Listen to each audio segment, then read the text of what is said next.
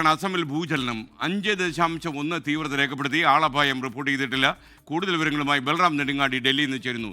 ബൽറാം, ഇതിൻ്റെ പ്രഭവ കേന്ദ്രം അസമിലെ മുറിഗാവാണെന്ന് അറിയുന്നു. കൂടുതൽ എന്തെങ്കിലും അത്യാഹിതം സംഭവിച്ചതായി വാർത്തയുണ്ടോ? വെരി ഗുഡ് മോർണിംഗ് എസ്കെൻ. ഈ അസമിലുണ്ടായ ഭൂകമ്പത്തിന്റെ പ്രഭവ കേന്ദ്രം സെൻട്രൽ അസമിലെ മോറിഗാവ് ജില്ലയിലാണ്.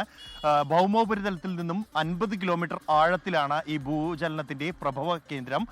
റിക്ടർ സ്കെയിലിൽ 5.1 തീവ്രത രേഖപ്പെടുത്തിയ ശക്തമായ എന്ന വിഭാഗത്തിൽ ഉൾപ്പെടുന്ന ഭൂചലനമാണ് ഈ മോറിഗാവ് കേന്ദ്രമായി ഉണ്ടായത് എങ്കിൽ പോലും ആളപായമോ മറ്റ് അപകടങ്ങളോ ഈ ഭൂചലനത്തെ തുടർന്ന് റിപ്പോർട്ട് ചെയ്യപ്പെട്ടില്ല. ആളുകൾ ഏറെ പരിഭ്രാന്തരായി. പുലർച്ചെ 4:17 ഈ ഭൂചലനം ഉണ്ടായത്. ആളുകൾ കൂടുതലായി ഉറങ്ങിക്കിടക്കുന്ന സമയമാണ്.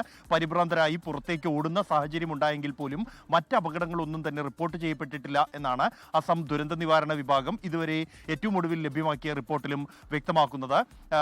അതേസമയം ഈ പ്രദേശം കൂടുതലായും മുള കൊണ്ട് നിർമ്മിച്ച വീടുകളാണ് എന്നതുകൊണ്ട് തന്നെ മറ്റ് വീടുകൾക്ക് കേടുപാടുകൾ അടക്കമുള്ളവ ഇതുവരെയും റിപ്പോർട്ട് ചെയ്യപ്പെട്ടിട്ടില്ല. എങ്കിൽ പോലും മറ്റ് അപായങ്ങൾ ഉണ്ടായിട്ടുണ്ടോ എന്നതുമായി ബന്ധപ്പെട്ടുള്ള പരിശോധനകൾ പുരോഗമിക്കുകയാണ് എന്നാണ് അധികൃതർ അറിയിക്കുന്നത്.